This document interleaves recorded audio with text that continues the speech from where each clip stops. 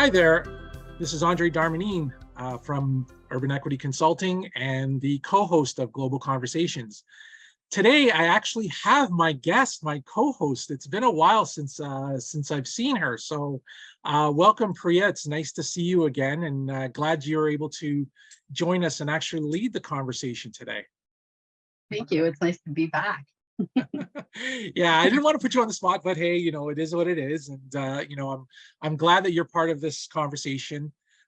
So let's dive right in today. So today we're talking about the ever-changing language that goes on in EDI and the reactions of not only the professionals themselves, but as well as the reactions that we're getting, the backlash that we're getting within not only with the profession, but more so within the public itself. We're starting to see the resistance from a lot of, especially from those from the right wing, in terms of the initiatives that have been put in place post George Floyd, and even prior to that. So today is a guest that I've had in my previous iteration, Urban Equity Chats. Michael is familiar to some of those who have seen my chats, but it's good to have Michael back and agreeing to be a part of this conversation. So Michael, it's great to see you, and of course it's the first time Priya's meeting you in this conversation. Mm-hmm. So thanks for this, and Michael, let's dive right in. So thanks for joining us, Michael, and so tell us a little bit about yours. Well, tell the audience, if they're not familiar with who you are, on social media, with your posts that are very informative and personal most times, but they do tell the story of who you are. But for everyone else in the audience, Michael, tell everyone who you are and what you're all about, and why did you get into the work that you do? Absolutely. Well, thanks for having me again, and I'm really looking forward to the conversation and engaging both of you. As known, my name is Michael Bowe, and I'm an equity specialist. I do most of my work within the province of Ontario, cross-sectorially. I have my own consultancy. It's called Bowe and Associates, Inc. I have a website. I live on LinkedIn, and as you mentioned, I do post often there. And my posts tend to be, as you mentioned, personal. I tend to tell stories in order to bring alive equity and Indigenous justice work. So try to really engage the audience and so forth. I used to live on Twitter until it was taken over by someone who would go unnamed, and I haven't really posted too much on that particular platform. But yes, LinkedIn, I am there, so folks could look me up and so on. So I've been doing this work for quite some time, for a little over 26 years and so on. So I'm quite steeped in what has happened and what's happening now. All right. Well, you know what? Thanks for that. And thanks for the reintroduction, if you will, on this iteration of Global Conversations. And so today, like I mentioned, I'm letting Priya lead the conversation this time. She's well-versed in this work. So you know what? Why not? Let's dive right in. So Priya, go right ahead. So it's great to finally get a chance to meet you, Michael, and I'm glad that I got an opportunity to hear a little bit more about your work. And just hearing about the fact that you've been doing this work for such a long time. Sounds like you started when you were about 5 years old. Is that correct? I'll take that. Yeah, I'm buttering you up already, right? That's the whole key? I'm learning very well from Andre. I've been learning that for quite some time now. But in just hearing about how long you've been doing this work for, I mean, the conversations have been changing and have been ever evolving in terms of the work. And, we've seen, events happen, historic things that have been happening over time that have, changed the rhetoric and have changed sort of concepts around the work that we do. So I kind of just wanted to get a sense from you and just sort of ask you about what do you think have been sort of the major influences and sort of shifts that have happened in terms of this work? Well, over the years, I've seen a lot of ebbs and flows in terms of the motivation for doing this work and the motivation for public attention to this work.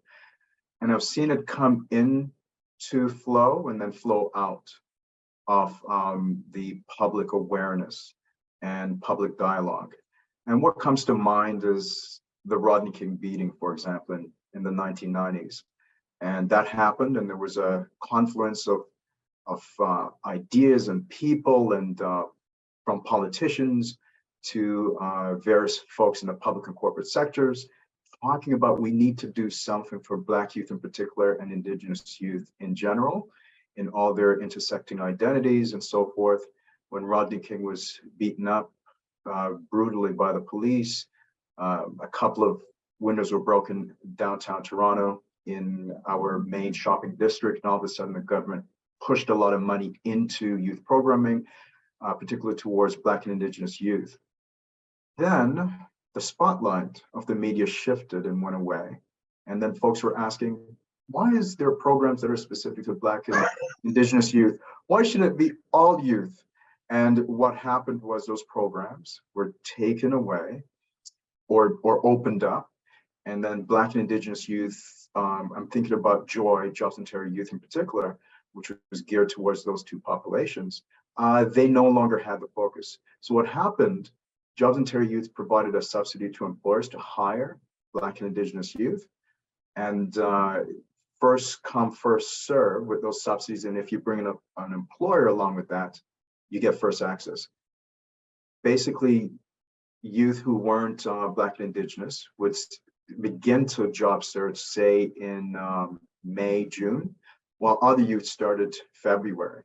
So they brought an employer along, they took up all those subsidized spaces, and then Black and Indigenous youth were yet again on the margins or invisible. So this moment that we're experiencing post the beating of the actual murder of George Floyd, and all the spendings and so forth and interest, and now we're in a moment where that has disappeared. It's basically going away, and there is now a backlash. I have seen this over my 26 years of being in the sector. So this is not anything new. It's just a different issue or a different thing that has happened. Yeah, and so going into that conversation a little bit further, one of the things that come to mind is the language that we've come up with during these conversations. The federal government starts talking about visible minorities, right? Talking saying that we are visible minorities, and we get special treatment, et cetera, in policies and funding, et cetera.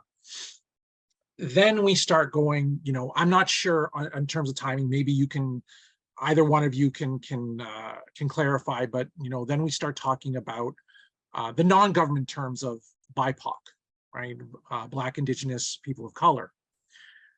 And then after that, we start talking about other groups, gets into the isms of not just racism, but other and other divisions, if you will, within the BIPOC community, if you will. And now we're starting to talk about the global majority, right? In terms of changing the narrative from, yes, we are part of the, we're initially part of the visible minority, and now we are talking about it from the global majority, because of the fact that, number one, in the US, for instance, you see that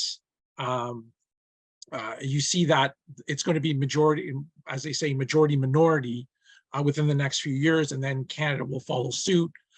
Excuse me, I'm not sure about the UK, but we're starting to see that the conversation change there. So is there a point in time that you find that even with these events, are they consistent, or do you find that they're ever changing and circular, if you will? So that's a conversation that I'm a little bit curious about to hear your perspective on. Well, there's definitely cycles, as noted in my opening example, of there being some sort of public or global incident, like the Rodney King beating, then there's a ton of public interest. Governments then follow in terms of politicians pumping money towards fixing the issue. The spotlight of the media moves on, the attention of the public follows it, and then monies and fundings are withdrawn, and then things go back to the way it was. So we are on the tail end of that cycle, whereby monies are slowly being withdrawn. We're seeing mass layoffs, firings of EDI leads and so forth, following the mass hiring of them post George Floyd's death. So you've always seen those cycles occurring and so forth. So we're on the downtrend as we have this massive backlash against so-called wokeism and as well as trans hate and the erasure of trans people and so forth. So that's the moment that we're in right now. But there seems to be something on the horizon with the forming of BRICS, which is that international organizations of the Brazilian government, China, South Africa, and other countries who are coming together to center their efforts around their own currency and moving away from the US currency as being the standard for the globe. And with that comes a different view around this idea of folks who are normally considered the minority, really actualizing this whole notion of being the global majority. And it's not a notion, it is the case.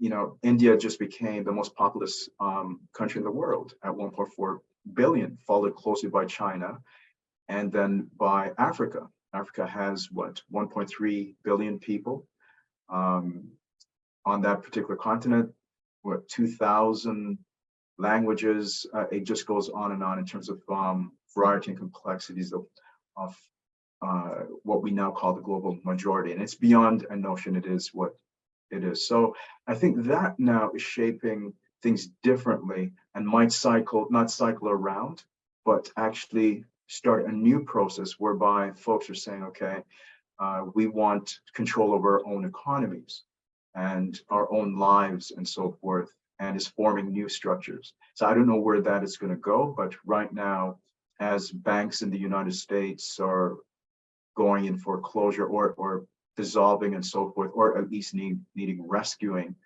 from the government or other larger banks, we're seeing another structure being formed by other countries. So Michael, just in hearing what you're saying, then it sounds like in terms of the rhetoric and in terms of how the work is being defined, it sounds like it's not just so like these events of what's been happening in terms of, for example, what's happened with like Rodney King in the past, that's defined some of the rhetoric that's happened, what's recently happened with George Floyd in terms of violence. It sounds like there's other systems that might be sort of defining a little bit more of the rhetoric as opposed to those types of events. So it sounds like there's world politics, there's economy, there's other things that might be defining how the rhetoric is changing. So do you see that as maybe being a little bit more influential than what those events might have been before? Yes, absolutely. So we're talking about the structural nature of oppression, as well as the structural nature of the conversation, the solution applied, and then unfortunately, the failure of those solutions. So structurally, we're talking about how various systems tend to interlace and work together to foster, sustain, and amplify various forms of oppression, whether it be our political system, policing, law, child welfare, health, and so forth. And of course, these systems determine our structural determinants of health. And the term is moving from social determinants of health to structural, because it is structural. And it's all those institutions coupled with society that shapes the lives, the conversation around these global quote unquote incidents that we have conversations about, and that, again, these solutions are formulated around. And then, of course, the media being one of those systems that's a part of the structure, then determines whether it's still a story or not. So we've seen that with the discoveries of various grave sites on former residential schools, and the workup around those sites and the conversation, the interest and all that. And then the attention drifts away and the structural support drifts away as well. And the last time I was on the program, I spoke of what is termed as trauma porn, whereby we get excited about seeing trauma unfold and so forth, and getting excited about it and interested and very moved and passionate about getting something done. But then once that moment and those emotions drift away, so does our attention, and we move on. And our medias and structures move on, systems move on as a structure. So definitely that shapes the conversation, or it shapes what conversations we're having and when that conversation moves on. Yeah, no, you know what, I remember that conversation that we had, and of course we'll put it in the show notes when we send this send this out. And you know, it's interesting that, you know, because of the state of social media, and we talked about this at the outset in terms of why you not necessarily left, you're kind of on the sidelines when it comes to Twitter, because of who's running it and et cetera. But you know, this is the nature of not only globalization, but as well as the gotcha media or gotcha form of media and all of that. And it's like we sit there and we take it all in because it's right on our phones, and it's easy for us to react to those kind of things. And then, you know, I remember, and I don't know if we talked about it in our last conversation. The one thing that really got to me was the black box, right? About, you know, I can't remember, Priya or Michael, I can't remember what it was about. It was, you know, the black box saying that, you know, we couldn't talk anymore, or you know, it was about black. Well, now I can't remember what it is, but anyway. And then of course the whole thing with the LA Clippers back in the day, when the old LA Clippers owner was racist against his and berating his players with racist epithets and all that. So, you know, we hear about these incidents, but it becomes performative, and even that becomes an issue. So is it really, you know, in your opinion, I mean, even Priya, you can jump in on this, in this part of it. Is it really like, you know, rhetoric, or is it, you know, I mean, it's technically performative, but I mean, you know, what gives from even people within our profession in and itself, and as equity practitioners and whatnot? Like, is it, you know, in your opinion, in your thoughts, do you think that that we're at fault for this as equity practitioners, just as much as anyone else in this type of conversation? Do you want me to start off with an answer, or should I defer to Priya? Either one, go ahead, both of you. We're all in this together. Please go ahead, Michael. I'm very curious to hear what your thoughts are, because when I think about this, I think about who's holding the power, right? Because when you were speaking, I was hearing the whole piece around the dissipation of everything, and then there's that die down, right, of what happens, and where is that die down? So then where is that conversation being controlled, or where is that being held? So I'm just very curious to hear about what your thoughts are. Well, there's a lot of complexities, as well as subtle complexities, that we are speaking of when we raise this question, really. And when it comes to equity leads that are embedded in various organizations, oftentimes, and this wouldn't be new to us or others, those positions are highly under-resourced. Essentially, you're asked to do systemic change, but too often those positions are direct service staff who are working off the corner of their desk trying to do this work.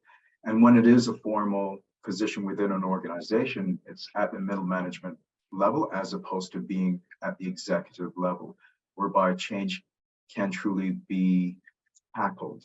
And I say tackle as opposed to happen, because even at that point, it's still very tough to move things throughout a system. At the executive table, oftentimes that person doesn't have a budget, don't have the staffing, don't have the positional power, even though they're an executive, to actually move the work. And sometimes not even the support of other executives around the table who might be seen as higher executives. That's the CFO, that's the CEO, that's the COO, as opposed to the CDO, right? The Chief Diversity Officer. So even sitting around the executive table comes with challenges of lacking of power, lacking of resources, lacking of including staffing and so forth. So there's that issue, as well as the pressures to conform, and to conform to the culture, to conform to what is expected of you, and so on. So how much can you truly do internally as an equity specialist or lead embedded in an organization when those who you're trying to transform and so forth, and sometimes do things that makes them uncomfortable, is paying your wage, right? And a community leader said to me once when I was trying to explain to him what my organization is trying to do, and they're actually trying to do good work, he said, you know what, Michael, we love you, we love you so much, but you're wearing the golden handcuffs. You know, you have on the golden handcuffs. They pay your salary and benefits and so forth. So we know that you could only go so far in what you were saying to us and so on. So that was quite telling in terms of how limited the work can be, and then how performative it normally is. So with that, you do need community to hold the equity leads' feet to the fire, to ensure that they're doing what they're supposed to, and in turn the organization. So I often ask folks in institutions, who are your accountability coaches? Who keeps you honest? How do you know what you know about the trans community, about the Black community, about various other communities, and what is required in terms of promising practices? How do you know, right? Can institutions actually perform surgery onto themselves? Can equity leads embedded in these institutions do that? Or do they need accountability communities to report to, advisory bodies to the CEO, the senior leadership team, board of governors, to direct service departments? So if you're serving the Francophone community, you need a Francophone advisory table to, again, advise your work with community. So that's how you keep the work from being performative, and that's how you keep people within the institution accountable. But equity leads on their own, institutions on their own, can't do the work without outside accountability bodies. And we often try to do it. We can't perform surgery on ourselves. So I don't know if I answered the question, but that I kind of teased off a little piece here and there with various words that I caught on to really speak to that performative piece. And is equity leads partly to be blamed for the lack of action and for the performative sort of experience that we've been going through? Yeah, no, that's something we've heard on previous webcasts. We've heard it, in general about the fact of equity leads just holding it down for people because they're just afraid to make change or whatnot. So, the one thing that comes to mind, going back to this whole political side of things, and now I want to shift the conversation to, this anti-wokeism, and we start with woke and start with anti-wokeism. Yeah. So, first thing that comes to mind politically is the fact that we have Bill 96 out of Quebec, and for the audience, it's Quebec here in Canada. There was a bill that was introduced that forced a lot of organizations to be more French speaking or Francophone speaking. And now, and because of the fear that the French language is losing its luster, if you will, and the federal government kind of followed suit. Like But with that, extinction. Like extinction, yeah, facing extinction, exactly. basically. Yeah, exactly, Priya. And then of course, but at the same time, with this Bill 96 came a lot of parts of the policy where they were talking about that there were some racist part of the policies, especially when it came to new immigrants, and the fact that the new immigrants don't know the language. So that, there's for some forms of xenophobia and whatnot. And then, so I mean, there's that. And then of course, after that comes, what's going on, especially in the US and the UK, where we're starting to see this anti-wokeism from, not only from right-wing people, but from the, as they call, progressives, right? Where, we start seeing these types of conversations of, I think there was even something from the Virginia Military Institute where they have a Black EDI leader who said EDI is dead. And it's like, what are you talking about?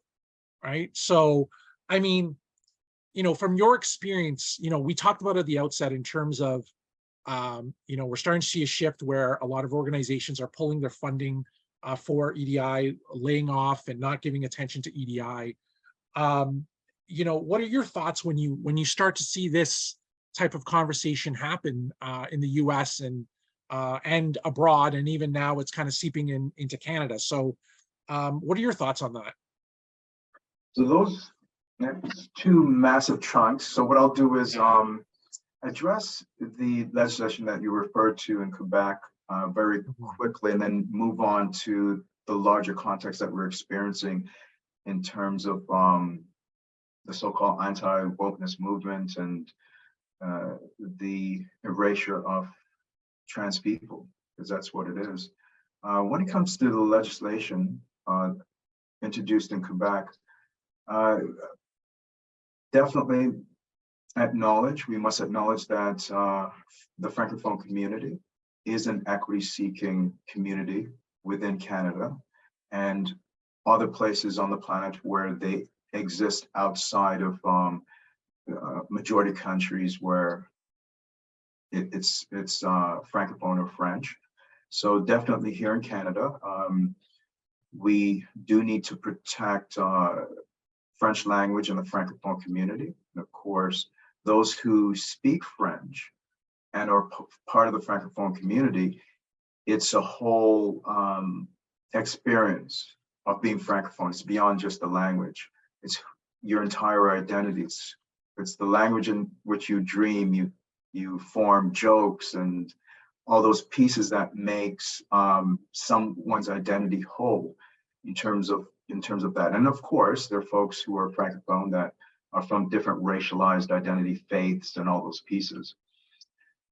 But yes, what in protecting the Francophone language and way of being and culture, which is very important, that particular legislation put other communities at risk. And if we take the Indigenous community, for example, or non-French speaking folks, to access emergency services become an issue. If indeed you have to access it in French and you don't have the language capacity. So that becomes a challenge. As well, it speaks to the fact of also the preservation of Indigenous languages, right? In not only in Quebec, but across the country as well. And the legislation challenges that. So I do hope that it's revisited and certain things that have been brought to the fore is addressed so that the French language, as well as the Francophone community, is protected, but it opens up access to other folks so that harm isn't created, or even people's lives aren't put at risk because they can't access, say, emergency services. So that's my thought with regards to that. When it comes to the anti-wokeism movement, as it's so called, and so forth, yes, we are in a tremendous shift because again, that spotlight of George Floyd's murder has now shifted.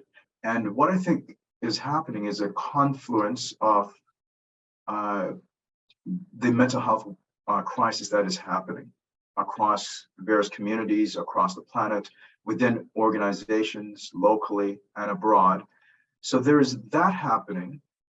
And then there's the equity work and Indigenous justice work happening beside it, which creates discomfort in people and so forth. And there's an association, a blending of the psychological, the lack of psychological safety and mental wellness that people are feeling because of the pandemic, the isolation, the alienation, the disassociation from others and so, all that in society and in institutions, with the discomfort of doing the equity work. And people see that equity work as being now psychologically unsafe, or they feel that it's putting tremendous stress on society in organizations and so forth. So maybe you need to slow the work down or stop it or pause it or what have you. So there's those sort of things that are going on that is causing that. Plus, people are feeling, because we experience all of our identities through our race. So there has been a backlash by those who are racialized white, feeling that over the last 3 years in particular. And beyond that, they have been blamed for everything, made to feel ashamed of who they are in terms of their racial identity, feel silenced, can't say what they normally would or could or what have you. They have made to feel psychologically unsafe and so on. So there's that also going on when it comes to the equity work that they're framed around wokeness and so forth. And wokeness also include environmental concerns, because that's also woven into that. Anything to do with what is considered progressive thinking or actions is woven into this idea of wokeness and so on. So that is what's going on. What has happened with the pandemic in terms of people's real mental health issues and all that, and the stressors and all that comes with it, is being interwoven with the discomfort that comes with the work of equity and social justice, of doing that self-questioning and self-introspection and so forth, because it's very personal work. And people are now centering equity at times as being the reason for everything else. I'll just end by saying, Tina Lopez, she wrote Walking on Live Ambers. She said that equity tends to be the lightning rod for everything that's going wrong in an organization. The lights aren't working, it's equity. If there seems to be issues around culture within an organization, it's equity. It gets blamed for everything that's going wrong. So when it comes to this anti-wokeness movement, it's the same thing there, that it's being blamed for everything and everything is rolled up in it and so on. And then, of course, the backlash against trans people, which is very real and scary.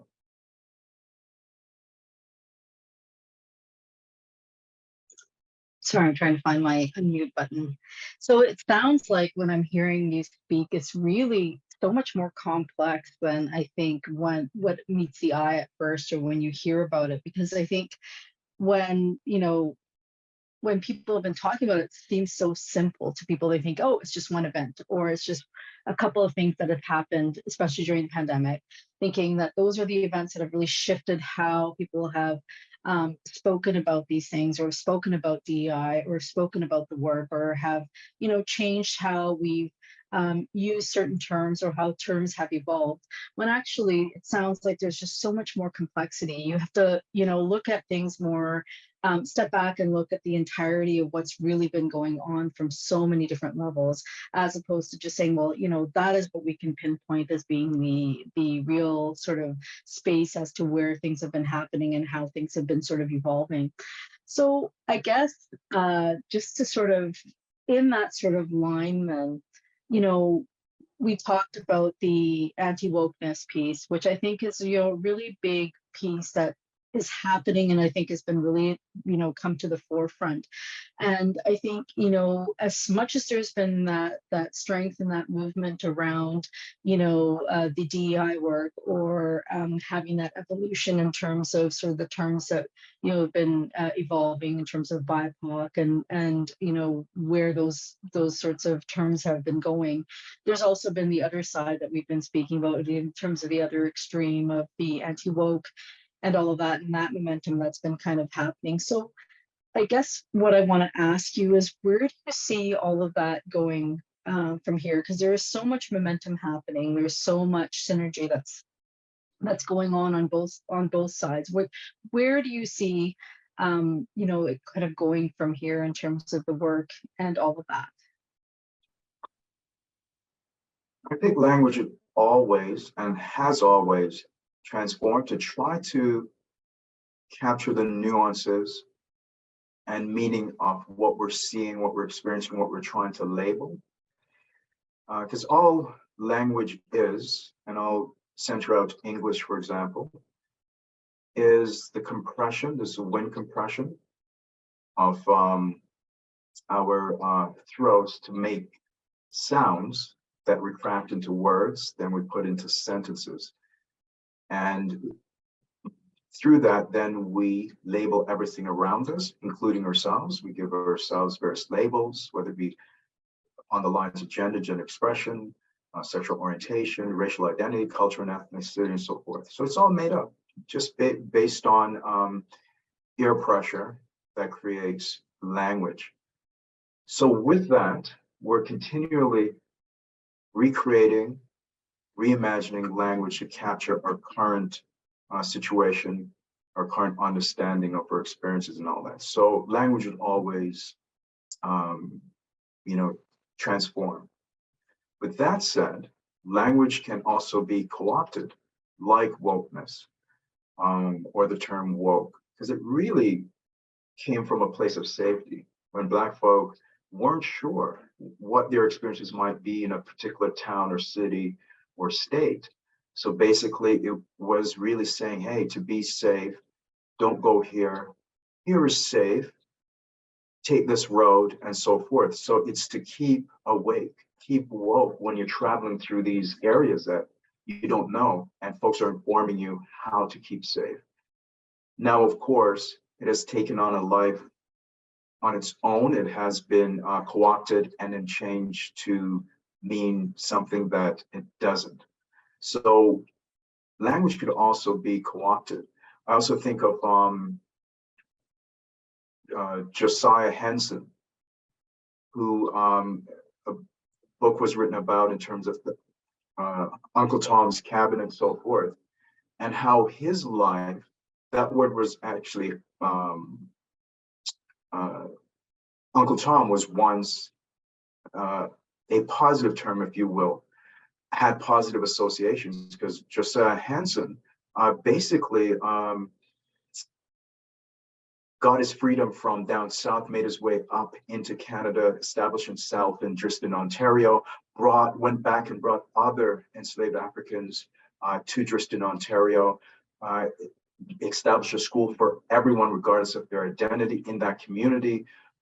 Essentially, he was knighted by Queen Victoria and all these pieces. So his name was associated with something very positive and so forth.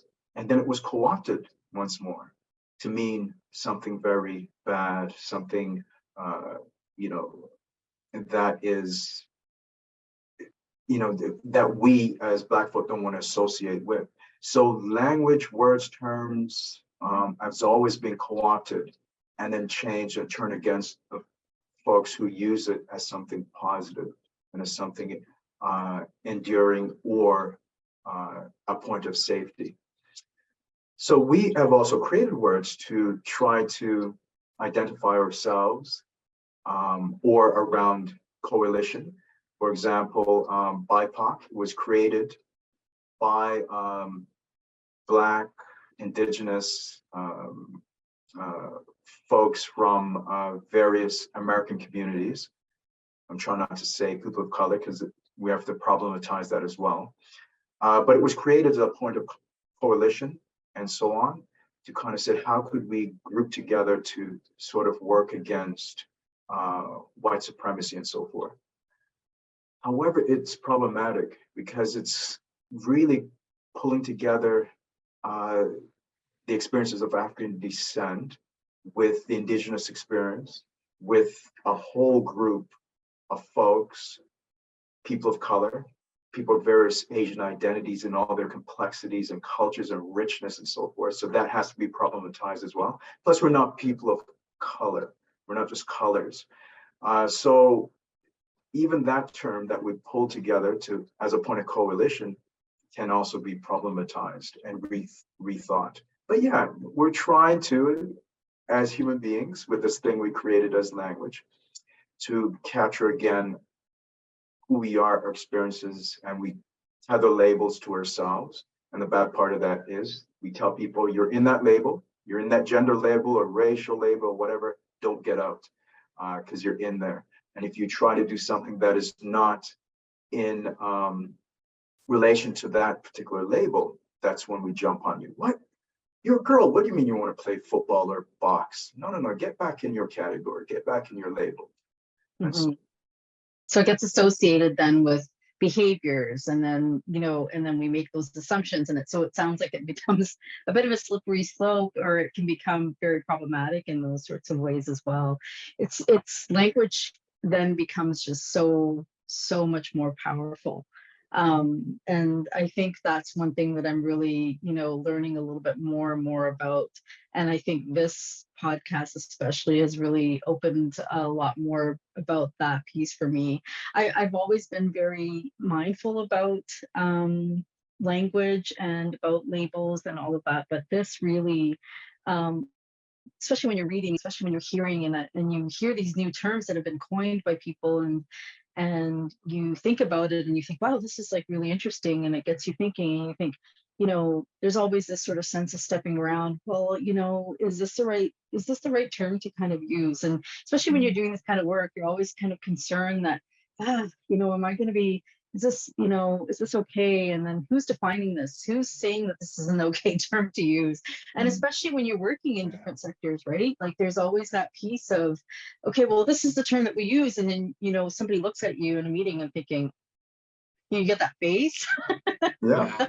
And even too, and I've seen that. Yeah. And then you feel this discomfort of like, and that's not what you guys use. And then, you know, if you're in a different sector, they're like, no, we don't say that. That's horrible. Like you get the shaming almost. And it's really interesting to hear that, you know, everybody, you know, has this sort of piece of what they use and how they use it, but looking at really what historically something might have meant and how it kind of got changed or manipulated in some ways, or shifted to be used for, you know, for someone's own power, or for someone's own, you know, usefulness, or, you know, could be just shifted because it means something else at a different time.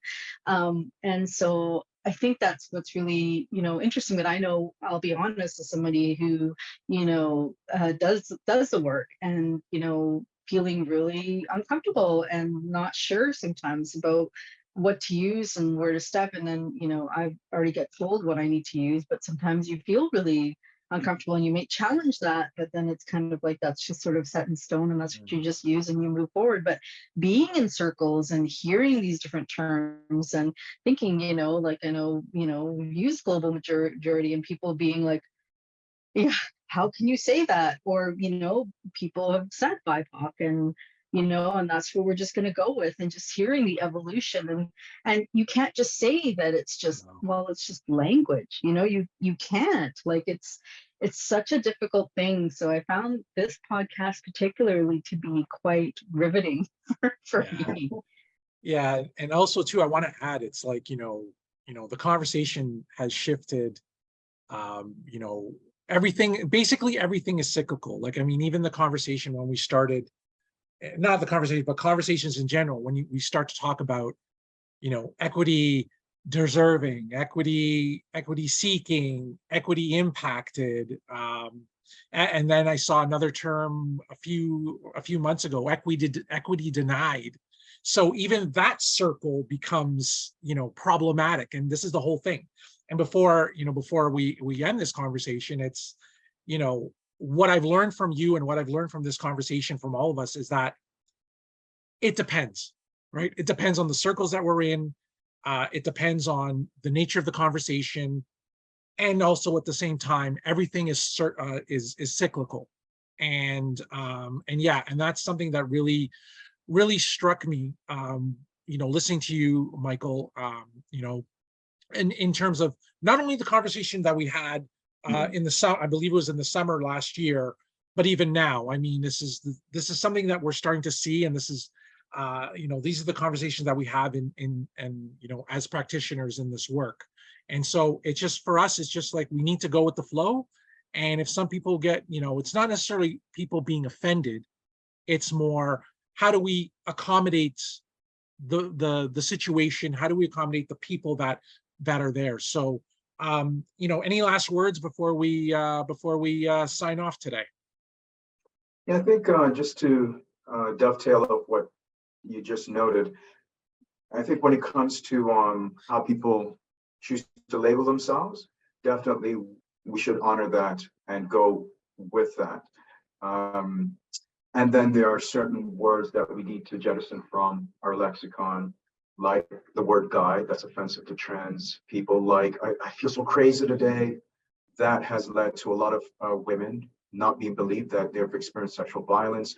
I feel schizophrenic or bipolar. Those are actual diagnoses that people experience and struggle through, and so forth. So these are things that we should jettison, and it shouldn't be a second thought. Instead of saying, I'm going to put you on mute, or could you put your mic on mute, it's could you silence your mic, because mute and dumb also have impact on people, and so on. So these are things, there's so many things that we have to reconsider and jettison from our lexicon. But when it comes to labeling each other, what we want to be identified as, we should honor what people are saying they want to be called by. For example, the word equity deserving, to me that harkens back to the Victorian period, where it was the deserving poor versus the not deserving poor. So are there folks who are not equity deserving, who are of equity identities, and those who are equity deserving? So what are we saying? So we have to be very careful language that we craft through the air compression and our windpipe to create words and label everything around us. So I just wanted to leave you all on that, with that. Thank you.